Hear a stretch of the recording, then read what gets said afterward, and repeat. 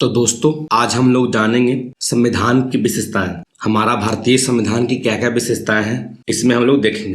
जो सबसे पहले विशेषताएं हैं वह है हमारा जो संविधान है वो दुनिया की सबसे लंबा लिखित संविधान है। संविधान दो तरह के होते हैं, एक तो लिखित होते हैं और एक अलिखित होते हैं। लिखित का तात्पर्य यहाँ पे है कि संविधान को कहीं किसी जगह लिख कर रख दिया गया है, उसके प्रावधानों को लिख कर रख दिया गया है। और जो दुनिया में सबसे पहला जो लिखित संविधान है वो है अमेरिका का, ठीक। और अलिखित संविधान का यहाँ पे तात्पर्य है उसके प्रावधान को कहीं लिखा नहीं गया है, वह बस परंपरा के तौर पे चलता आ रहा है, वो नियम कानून चलते आ रहे हैं। तो उसके प्राइमरी एग्जाम्पल कौन है? ब्रिटेन है।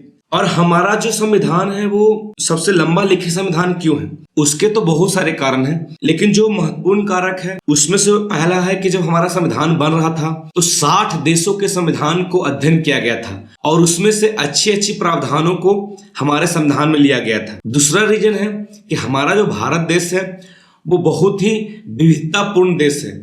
यहाँ पे एक अलग अलग कल्चर के लोग रहते हैं, अलग अलग भौगोलिक लोग रहते हैं, तो हर किसी के लिए इसमें प्रावधान किया गया है। तो इस कारण से जो हमारा संविधान है वो दुनिया का सबसे लंबा लिखित संविधान है। और जो दूसरा हमारे संविधान की विशेषता है वह है हमारा संविधान कई अन्य देशों से प्रेरित है। कई अन्य देशों के प्रावधान को, अच्छी बातों को हमारे संविधान में लिखा गया है। जैसे कि पहला तो है हमारा भारतीय शासन अधिनियम 1935 में जो ब्रिटेन द्वारा लाया गया था, उसी से हमारा संविधान बहुत प्रभावित है। भारत शासन अधिनियम 1935 के अधिकतर प्रावधान एग्जैक्ट लिख दिए गए हैं हमारे संविधान में, ठीक। जैसे कि भारत शासन अधिनियम से क्या क्या लिया गया है, तो राज्य का कार्यकाल, न्यायपालिका, लोक सेवा आयोग, आपात उपबंध इत्यादि, ये सब कहां से लिए गए हैं? तो भारत शासन अधिनियम 1935 से लिए गए हैं। और कई सारे देशों से हमारे संविधान में प्रावधान लिए गए हैं। जैसे कि ब्रिटेन से क्या लिए गए हैं?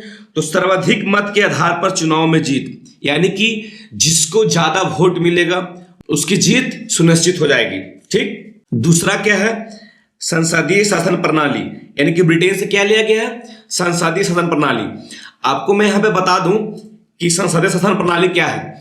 संसदीय शासन प्रणाली एक होता है और एक होता है अध्यक्षीय शासन प्रणाली। जो संसदीय शासन प्रणाली है उसमें विधायिका ही कार्यपालिका का रोल निभाते हैं।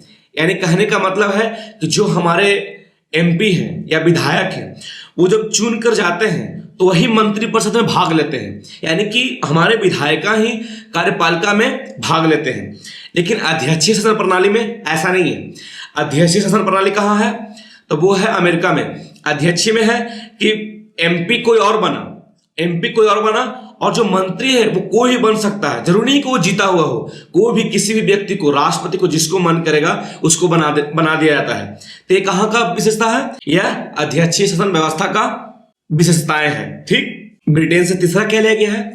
संसदीय विशेषाधिकार, यानी कि हर संसद के पास एक व्यक्तिगत विशेषाधिकार होता है, तो उसी को हम लोग संसदीय विशेषाधिकार कहते हैं। हम आगे इसको डिटेल में पढ़ेंगे, उसको हम जानेंगे। चौथा क्या लिया गया है? विधि का शासन। भारत में क्या है? विधि का शासन है। तो कहां से लिया गया है? ब्रिटेन से लिया गया है। विधायी प्रक्रिया, यानी कि अगर कोई हम कानून पास करते हैं तो वो किस तरह से पास होगा, पहले लोकसभा में जाएगा या पहले राज्यसभा में जाएगा, फिर राष्ट्रपति सिग्नेचर करेंगे, तो एक प्रक्रिया है। तो ये कहां से लिया गया है? ब्रिटेन से लिया गया है, ठीक।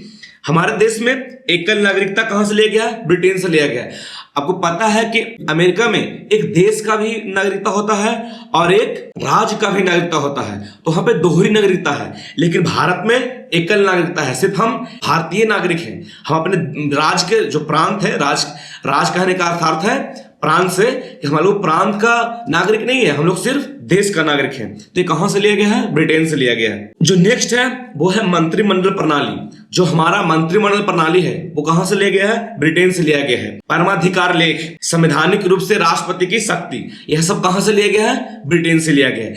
इन सभी बातों को हम लोग आगे के लेक्चर में डिटेल से पढ़ने वाले हैं, तो अगर आप अभी नहीं भी जान रहे हैं इन सभी बातों को तो हम आगे इसको सीख लेंगे, ठीक है। संयुक्त राज्य अमेरिका से क्या क्या प्रावधान लिया गया है? तो संयुक्त राज्य अमेरिका से मूल अधिकार, यानी कि हम लोग का जो अधिकार मिला है रहने के लिए, खाने के लिए, व्यक्तिगत अधिकार है, सामाजिक अधिकार है, वो कहां से लिया गया है? संयुक्त राज्य अमेरिका से। न्यायिक पुनर्विलोकन माने कि न्यायिक शक्ति कहां से लिया गया है, वो है संयुक्त राज्य अमेरिका से। संविधान की सर्वोच्चता यह कहां से लिया गया है, संयुक्त राज्य अमेरिका से। उपराष्ट्रपति तथा महाभियोग यह कहां से लिया गया है, अमेरिका से। ठीक, तो कनाडा से क्या क्या प्रावधान लिए गए हैं, तो कनाडा से केंद्र राज्य संबंध यानी कि केंद्र और राज्य के बीच में शक्ति का विभाजन कनाडा से लिए गए हैं। सशक्त केंद्र वाली संघात्मक व्यवस्था, मतलब कि संघात्मक व्यवस्था का क्या मतलब है कि दो स्तर पे शासन हो, एक केंद्र के स्तर पर, एक प्रांत के स्तर पर। लेकिन यहाँ पे क्या है, सशक्त केंद्र यानी कि ज्यादा पावर किसके पास है, केंद्र के पास। राज्य के पास भी पावर है लेकिन वो अपेक्षाकृत कम है। तीसरा क्या है, राज्यपाल की नियुक्ति कहां से लिया गया है, कनाडा से लिया गया है। अवशिष्ट शक्तियां केंद्र के पास। तो जो आपको पता है कि 3 तरह के सूची होते हैं, राज सूची, संघ सूची और संवर्ती सूची। राज सूची पर राज्य कानून बनाता है, संघ सूची के विषय पर संघ कानून बनाता है और संवर्ती सूची के विषय पर दोनों कानून बनाते हैं, राज्य भी और केंद्र भी। ठीक, लेकिन ऐसी शक्तियां जो कहीं नहीं लिखा गया है, वो ऐसी शक्तियां अगर फ्यूचर में वो आ जाए, वहां पर जरूरत पड़ जाए कानून बनाने के लिए, तो किसके पास चला जाएगा पावर, वो केंद्र के पास चला जाएगा। तो कहां से लिया गया है, कनाडा से लिया गया है। आयरलैंड से क्या क्या लिया गया है, तो राज्य के नीति निर्देशक तत्व, मतलब कि राज्य किस तरह से लोगों को भलाई के लिए कल्याणकारी राज्य के रूप में आदर्श स्थापित करेगा, तो यह कहां से लिया गया है, आयरलैंड से लिया गया है। दूसरा क्या है, राष्ट्रपति द्वारा राज्यसभा में मनोनयन, यानी कि राष्ट्रपति है जो राज्यसभा के कुछ मेंबर को मनोनीत करते हैं, जैसे कि साहित्य क्षेत्र में, विज्ञान क्षेत्र में, सामाजिक योगदान के क्षेत्र में, तो ऐसे लोगों को राष्ट्रपति मनोनीत करते हैं। तो कहां से लिया गया है, आयरलैंड से लिया गया है। ठीक, राष्ट्रपति की निर्वाचन संबंधी प्रक्रिया यह कहां से लिया गया है, आयरलैंड से लिया गया है। हम आपको डिटेल में आगे बताएंगे कि राष्ट्रपति का निर्वाचन किस तरह से किया जाता है। तो यह कहां से लिया गया है, आयरलैंड से लिया गया है। दक्षिण अफ्रीका से क्या क्या लिया गया है, संविधान संशोधन की प्रक्रिया। जो हमारा संविधान है वो अगर उसमें कुछ बदलाव करना है तो यह प्रक्रिया कहां से लिया गया है, साउथ अफ्रीका से लिया गया है, यानी कि दक्षिण अफ्रीका से लिया गया है। राज्यसभा सदस्यों की निर्वाचन प्रक्रिया कहां से लिया गया है, दक्षिण अफ्रीका से लिया गया है। फ्रांस से क्या क्या लिया गया है, तो फ्रांस से स्वतंत्रता, समानता और बंधुत्व का सिद्धांत। क्योंकि फ्रांस का क्रांति इसी बेस पे हुआ ही था, तो वहां से क्या प्रेरित है, स्वतंत्रता, समानता और बंधुत्व का सिद्धांत। गणतंत्रात्मक व्यवस्था यह कहां से लिया गया है, फ्रांस से लिया गया है। ऑस्ट्रेलिया से क्या क्या लिया गया है, तो ऑस्ट्रेलिया से संवर्ती सूची, याद रखें संवर्ती सूची कहां से लिया गया है, ऑस्ट्रेलिया से लिया गया है। सदन के दोनों सदनों की संयुक्त बैठक कहां से लिया गया है, ऑस्ट्रेलिया से लिया गया है। और जर्मनी की जो वाइमर संविधान है उससे क्या क्या लिया गया है, तो आपातकाल दौरान मूल अधिकारों का निलंबन, यह जर्मनी से लिया गया है। जापान से क्या लिया गया है, विधि द्वारा स्थापित प्रक्रिया कहां से लिया गया है, जापान से लिया गया है। ठीक, पूर्व सोवियत संघ यानी कि रसिया से क्या क्या लिया गया है, तो मूल कर्तव्य रशिया से लिया गया है। प्रस्तावना में सामाजिक, आर्थिक, राजनीतिक न्याय का आदर्श कहां से लिया गया है, तो पूर्व सोवियत संघ से लिया गया है। ठीक, तो हमारा जो संविधान है वो कई देशों के संविधान को पढ़कर वहां के अच्छी बातों को ग्रहण किया गया है। और नेक्स्ट हमारा संविधान की विशेषता क्या है, वो है हमारा संविधान कठोरता तथा लचीला का मिश्रण है। यानी कि जब हम संविधान में बदलाव करना चाहते हैं, यानी संसद जब संविधान में बदलाव करना चाहता है, तो कई बार हम साधारण बहुमत से भी संविधान में संशोधन करते हैं, लेकिन कई बार उसके लिए विशेष बहुमत की आवश्यकता होती है।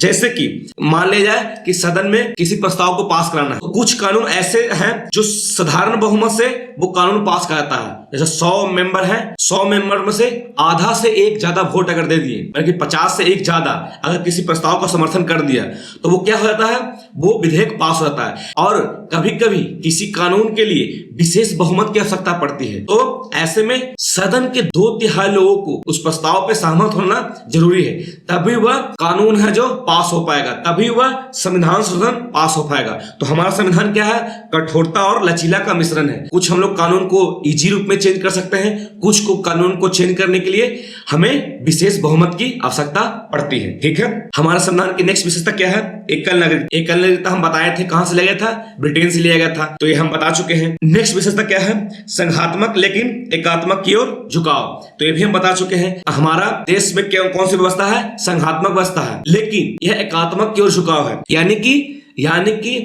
केंद्र के पास पावर ज्यादा है। जैसे कि राज्यपाल की नियुक्ति क्या होता है, राज्य में राज्यपाल की नियुक्ति किया जाता है और वो देखता है कि राज्य संविधान के अनुसार चल रहा है नहीं, और ये नियुक्ति कौन करता है, केंद्र करता है। केंद्र है जो राज्य पे निगरानी रखे हुए रहता है। आपातकाल में राज्य की शक्ति कम हो जाता है और पूरा शक्ति किसके पास चला जाता है, केंद्र के पास चला जाता है। वित्तीय प्रणाली, हमारे देश में टैक्स का कलेक्शन कौन करता है, केंद्र करता है, राज्य उसके इनकम टैक्स का कलेक्शन नहीं करता है। तो इससे पता चलता है कि हमारा देश है जो संघीय तो है लेकिन केंद्र के पास पावर ज्यादा है। जो नेक्स्ट विशेषता है वह क्या है, संसदीय व्यवस्था। अभी हम इसको समझा चुके हैं पीछे, तो संसदीय व्यवस्था हमारे संविधान की विशेषता है। नेक्स्ट विशेषता क्या है, संविधान की सर्वोच्चता, यानी कि हमारे देश में संविधान की सर्वोच्चता है। संविधान में अगर कोई बात लिखा हुआ है तो वो पालन किया जाएगा। नेक्स्ट विशेषता क्या है, प्रभु संपन्न राज, यानी कि संप्रभु राज है। यानी कि इसका सिंपल सा अर्थ है कि हमारे देश पे अब हमारा राज है, भारत के लोगों का राज है, किसी और का राज नहीं है। जैसे ब्रिटेन जब इस पे अधिकार किए हुए थे तो हमारा देश संप्रभु नहीं था, हमारा देश का निर्णय हम लोग नहीं ले पाए थे, कोई और देश